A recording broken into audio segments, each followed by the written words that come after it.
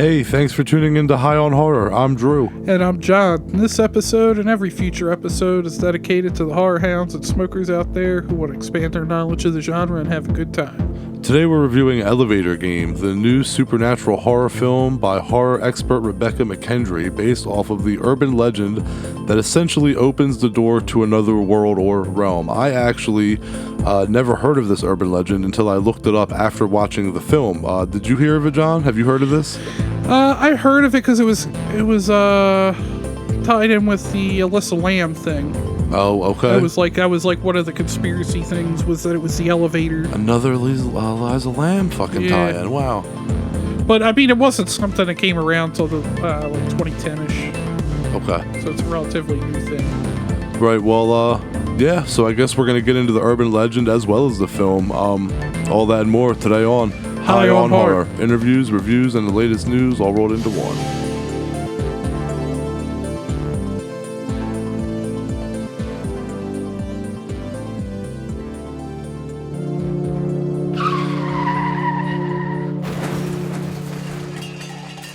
Alright, well, before we talk about the urban legend or the movie, I just wanted to bring up how I appreciate the little subgenre of horror that is elevated horror. They don't pop up often. Is elevator horror elevated horror? Good one. But yeah, no, there's a bunch of them out there, though. My favorite of the bunch, has to be the Dutch film The Lift from 1982. That was, surprisingly good. I went in thinking 1982 killer elevator movie stupid. It was actually really intelligently, an intelligent movie. I liked the intelligent elevator killing people.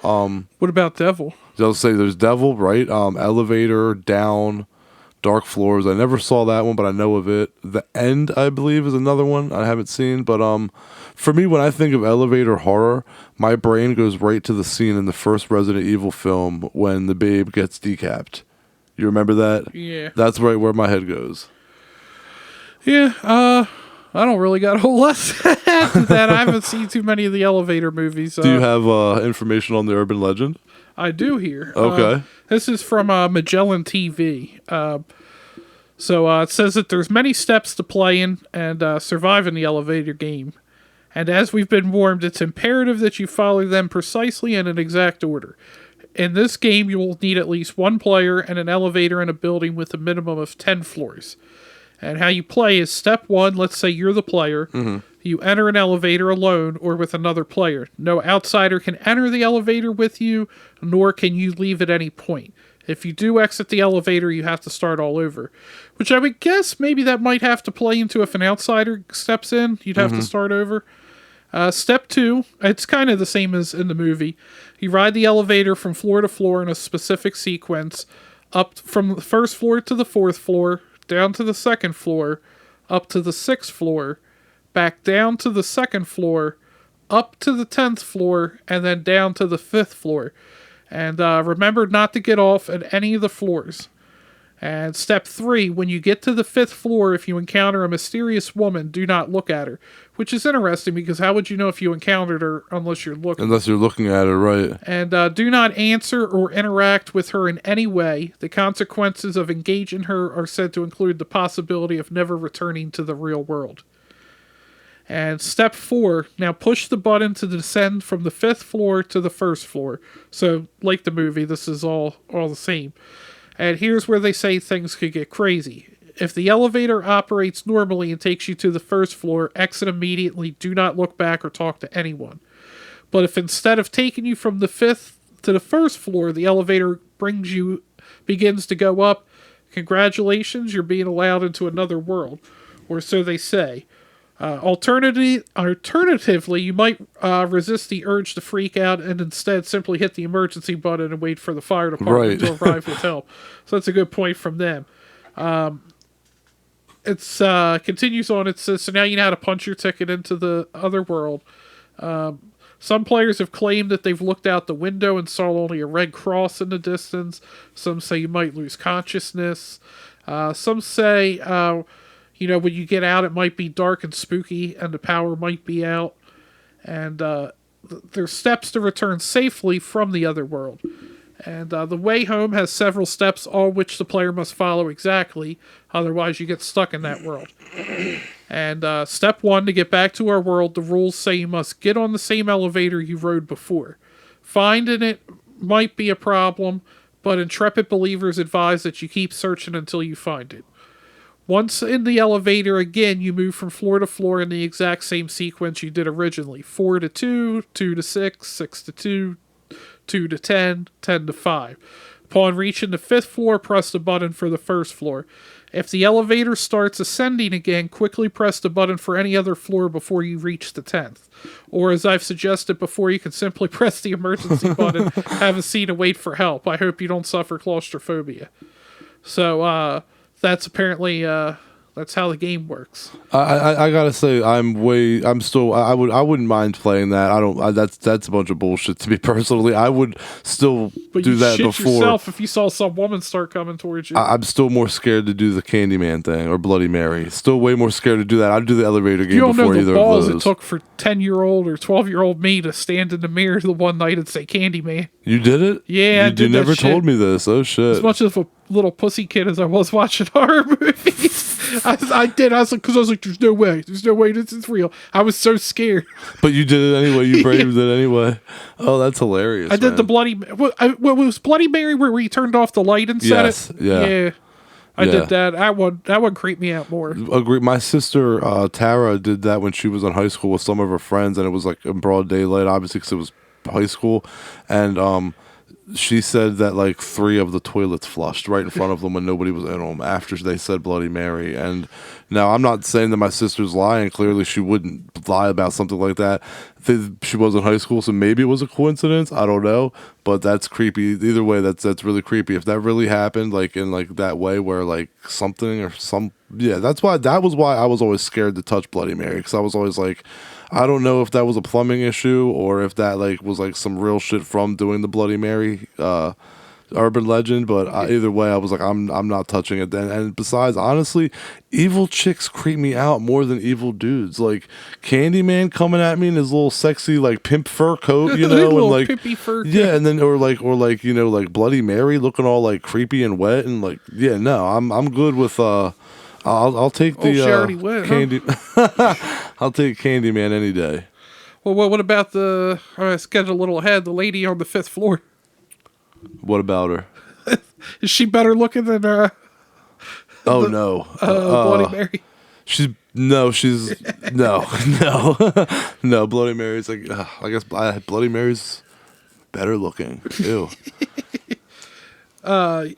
Oh, right. I should have just pleaded the 5th. Why'd I let you make me answer? I don't know why you answered. I didn't even push that hard. It's like this weed's too good. It's got like truth serum in it. But Elevator Games, a 2023 film. You basically kind of summed it all up there. It's based on the urban legend game that we just went over, and but it's what's happened is there's podcasters, and there's really I want to say the opening sequence. There was a lot to like and dislike from that opening sequence. Yeah. The suspense was there, but I feel like they showed too much in the beginning, and it was a little too predictable. Okay. But I feel like there was some pretty good suspense there, and that podcast they got. Are you talking about the opening elevator scene? Yeah. I didn't want to see the lady on the 5th floor that quick. Well, I that's fine. That's fair, but it's funny because I actually have a fucking note right here in front of me that I wrote. Definitely creepy opening. Eliza Lamb vibes again. I was like giving you credit, like, oh, that's a good point. Here I am. I had made a note too and just forgot about it, so I felt that with you. Definitely Eliza Lamb vibes. And so this Becky girl becomes the latest victim of the 5th floor. Well, she becomes the latest victim of the 5th floor woman, and thus here comes the plot of our story, right? I mean, everything follows suit after this. But I definitely thought it was creepy. The opening was creepy, but I agree. I could have waited to see. I would have preferred like a shadow. Yeah. Like maybe, I didn't need to see her right away. I agree with that.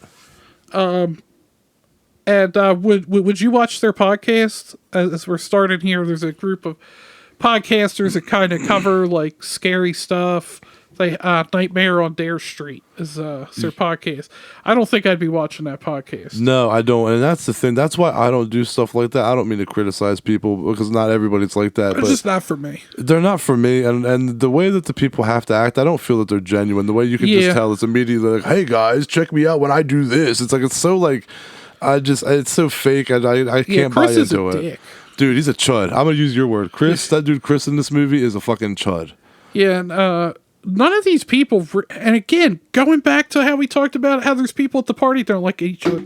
Yeah. Most of these people on the podcast don't really seem to like each other all that much. Yeah, they're just together to like because the podcast is famous. So it's like it's like a job for them, and like they just turn it like. But as soon as they say action and they start filming, everybody's all cool together, but cool and buddy. But as soon as it's like cameras off, everybody's got their egos and bitching and complaining about everything. Yeah, then we get a new guy, Ryan, and they're trying to think of an episode, and he brings up the elevator game. And I saw through his motives right away. I knew right away. I'm like, who's the new guy going to suggest this elevator game? Mm-hmm. Yeah, that one was obvious. When they're like, what's an idea? What's an idea? Well, we have a movie called Elevator Game, so I think I know what he's going to suggest. And I think this is the only time in the movie that it's said, but they said it like when he talks about it, he says that you need at least 10 floors to play the game. Yeah. And they all kind of agree it's kind of an easy episode, but they really don't want to do it. And then a sponsor, this I thought was a little weird. The sponsor is mad because the product wasn't, front and center. Yeah. So what their demand is that they have to make a new episode by the within end of a the week. Yeah, by the end of the week. Yeah. Like, so, what? Like, that doesn't even make sense. Like, why does the sponsor want another episode? All they just want is their product shared. You could just be like, hey, our next episode will do. Like, they want a new episode. They want it by the end of the week. And then all of them, except Izzy, refuses to wear the shirt on the episode that the sponsors want them to do. Right. So they're like, sure, we'll make another one to please you, but we're not going to do what you want. Like, I know, it's, so it's like, there's no noble reason or like anything like that as to why they don't want to wear it. Like, nothing like, oh, this company's bad. They just don't like it. Like, what? That part was kind of weird. Just a couple of dicks, but yeah, it's, I thought that too. They're just like, oh yeah, we'll throw some shirts on and then record a quick video and boom, there's your sponsor and you're sponsoring. That should please them. And it's the girl not even on camera. They brought her on camera to show it. Yes. They actually, I forgot about that. That was good. But because they wanted Chris to wear it originally, and he's like, I'm not wearing that. That's ugly. And like so with them having such a time crunch for a new episode, of course they figure, oh well, maybe we will do elevator game because that's a quick idea. So that's where, obviously here we go. The movie's called Elevator Game. We know shit's about to take a turn. But I do want to go back real quick. The poster art for this movie is awesome. That's what I was going to say. I wish that the poster art was kind of like what we saw of the Fifth Floor Woman. Like, I don't mean like a stylized shadow like in the poster. I love the poster, but I mean like just saying a person's shadow. If you just saw like the shadow of a person walk on, like nothing CG or ridiculous, but if you just saw like, ooh, somebody got on there with her, what they look like? That would have been better. But anyway, back at it. Yeah, and then I feel like Chloe felt like the only really likable character in this 100%, yes. Like 100%. even the Ryan dude kind of seemed like a douche. Absolute douche. Yeah, then they end up going back to the same John as the Becky girl in the beginning. Yep. Oh, also, I wanted to point out, I checked out the website, www.nightmareondarestreet.com. Yeah. It doesn't exist. Oh, it's weak. Yeah. And I didn't expect the movie to take that kind of turn with I guess now I kind of we'll talk spoilers. Yeah. Becky is actually Ryan's sister, and he talked them into doing the elevator game because Chris talked her into doing it. Which is funny because at the one point when through most of the movie, I'm like, I feel like Chloe's the only like good person, likable person in this movie, and I started to like Ryan a little more, and then the bombshell got dropped that like, yeah, I suggested this because this happened to my sister. Basically, I put all you people at risk to try to rescue my sister. I'm like, oh no, he's an asshole too. Yeah, absolutely. Yeah, he used them like pawns in a chess game, and to find his sister in the red world, as why I say it like that, the red world, or the fifth floor woman's realm. And I gotta say that the most rewarding part for me of the film was when the fifth floor woman Vecna'd Chris. Straight Vecna'd his ass. The fifth floor woman's pretty badass. Yeah, absolutely. I gotta say, even though we got to see just a tiny, tiny glimpse of the other world, that like Red Cross thing, like the X in the Awesome, sky, right? yeah, it was, Yes. like the design of it was pretty good. I mean, I guess it could have maybe been budget reasons, but we did not get enough time in the other world. What did you think of like the look of her? Like I know we said she looked cool and like looked scary and all, but there was a few parts, like especially the bus station part, where I thought, oh, like it kind of got me, like creeped me out a little bit. Actually, I was like, oh, she fucking this bitch is creepy. You felt that? Yeah. Dude, like, and then, like, man, like, I even felt that suspense of them where they're, like, got their eyes closed and you know she's just standing behind them. Just waiting for them to open their eyes. Because I'm, like, sitting there, I'm like, my ass still probably open my eyes. Dude, I would probably piss myself. I'd probably freeze up. I'd be like, yo, I'm going to die no matter what, you know? Yeah. That would honestly be what I'd think. I'd be like, I probably still did something wrong. Like, exactly. I didn't know. Somebody didn't tell me the whole rules. And, I fucked up. You know, I gotta start getting, like, the bubble guts from being scared. So I'm like, I wonder if I fart, if that counts. But if she's behind me, I'm just like, speaking of bubble guts, I didn't bring that up 2 weeks ago, 3 weeks ago. I forget when. It sounded like when people were possessed, they had the bubble guts. Yeah, with like they got the bubble guts when they got possessed. So it's like, I wonder if that happened to Reagan. There was a gurgle going on for sure. Gurgle. But dude, what I thought was interesting was that the fifth floor woman actually turns out to be a vengeful spirit because of a cruel joke that was played on her that resulted in her getting crushed under the elevator. And then they added to that by saying, because earlier they say that the fifth floor woman like pulls you apart. That's what she supposedly does in this urban legend. And then we find out that not only was she crushed by the elevator in real life, but the elevator, like, she was pulled apart by its gears. Hence why she pulls the victim. So that's a brutal death. Like, getting crushed rough. Is bad enough. Getting pulled apart by the gears, I would definitely be pissed too. How can you blame that? Like, how terrifying is that got to be that you just see the elevator come down, you're like, I can't do shit. I know, yeah, just waiting for him. And then it's like, oh no, I'm crushed, but I'm not dead yet. Oh, and you're lifting up, and now, now I'm all caught up in little spoolies and wheels and cables. That's nasty, man. I'd be pissed too. Yeah, overall, I thought the movie was okay.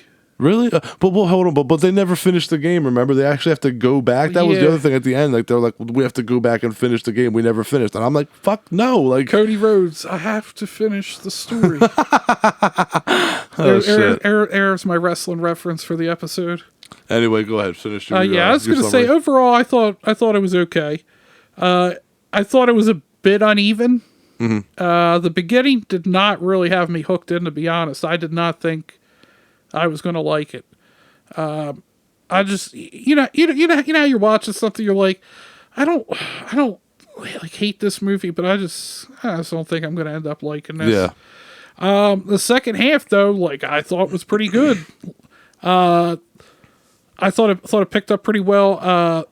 One problem I had, which it's funny because I complain about seeing the fifth floor woman in the opening scene. Yeah. I feel like we should have got some more of the fifth floor woman in the movie. Yeah, I do feel that you got her early on, but I agree. I think that what you saw of her was very, very quick glimpses. You know, even if when she was doing something creepy, it was fast. I would definitely agree with that. But I mean, I guess it's always good if you have the audience wanting more. Yeah, right. Like Jaws, Bruce the Shark. This one, it's a little, I guess, a little low for me. I'd probably give it like a 6.8. Ooh, a 6.8. That's low. I definitely like it more. I don't hate it. I don't love it. I mean, if you were like, "Hey, I'm going to put on Elevator Game," and I wouldn't be like, pick something else. Like I'd be like, "Oh, okay." Well, like I guess my opinion differs from yours here because I was hooked from the opening scene, even though it was a little like cliche. I guess that's unfair. I love the opening sequence. Okay. When I say once, I'm trying to think of the other movie. Which we just did recently, or Lovely, Talk Dark, to and Me, Deep. where it was kind of like where it had that opening sequence, then we jump into the story. Yeah. Like that, same thing. I liked that opening sequence when it got into them with the podcast. That's when I kind of was like, I don't really like anybody outside of Chloe. Understood. Like, yeah. But then, as it went on, I liked it more. But yeah, when I don't want to say like I say it took I didn't like it in the beginning. I loved the opening sequence. That was great. Well, I was hooked from the beginning, and I loved the concept of the movie. That was part of why I, before even knowing it was a real urban legend, that was part of what made me just want to watch it. I just thought this sounds creepy. Like, I like movies like that, little paranormal curse movies or, urban legends. And it certainly, to me at least, had some scary parts and definitely some good jump scares. Like I said, the fifth floor woman is definitely creepy as shit looking. Like, that's not something, like, I'm not desensitized to looking at her. If I saw her right now, I'd still be like, ew. The suspense was decent, but it could have been better. And the thing that really hurt the movie for me was the ending. The ending, it ends in like a predictable Hollywood horror type of ending that doesn't fit the rest of the movie. I really don't know where this ending came from. It just doesn't seem like, it just seems like, why, but the ending feels cheap, and that hurt an overall solid creepy movie to me. Due to the ending, I would give this a 7.25 out of 10.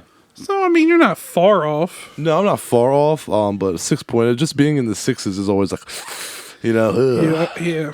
I have to hear from Josh. Oh, 6 means it's not good. Yes, it does, Josh. This dude gives Hellraiser a 3.3 out of 10. When that shit was said, I was like, that's a joke, right? Like, how did you even narrow it? How do you narrow it down to that? If you just wanted to say something's a 3 out of 10, but to give it the 0.2 is almost disrespectful. Like, where do you get the 0.2 from? Just give it a fucking 3. That was the funniest review. I don't think we've ever brought up somebody's review or how many stars they've given something besides that, because it was just such a random odd ass number, and I'm like, where did you get that calculation from?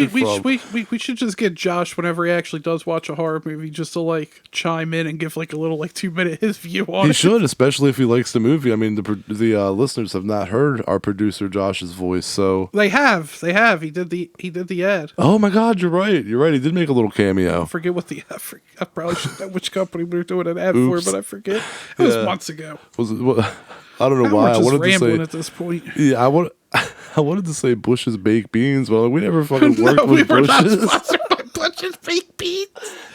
Oh, it was Skillshare. Yes, and no, there was a Bush's baked beans soundbite in one of our episodes. That's where I got it from. We used to do the little jingles before the spoilers, but now we just throw them out there. Now I kind of want to have like a can of baked beans with like a little High on Horror logo. Ooh, with like some bacon in there. Oh yeah. Anyway, we're just rambling at this point. We side railed. We side railed. 6.8 from you, 7.25 from me. All right, so let's wrap this joint up. By this point, right now, this film is not on Shudder yet. It is still in the. It is still like in the air. We got an early screener for this. So by the time this airs, it should be on Shudder. So if we probably should if we're giving away spoilers. Yeah, hopefully. But we'll make sure to release it at the appropriate time. If you're listening to this now, it was at the appropriate time. Just if you like the movie and you see it on Shudder, let us know what you think.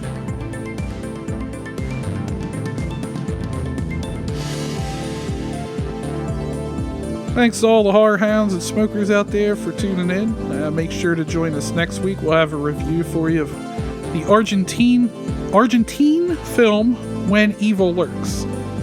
Make sure to follow us online at High on Horror 420. No, that's the email. It's been a long recorded night. I did all the other ones good. Fuck this one up right there. So I could have just kept going. If you want to send us some PPA questions, send those to highonhorror420@gmail.com.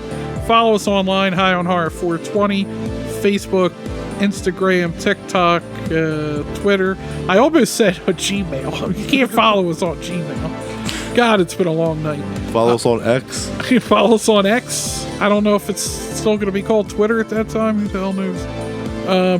Anyway, also our website, highonhorror.com. And before I mess anything up, guess I'll catch you all later. See you all next week.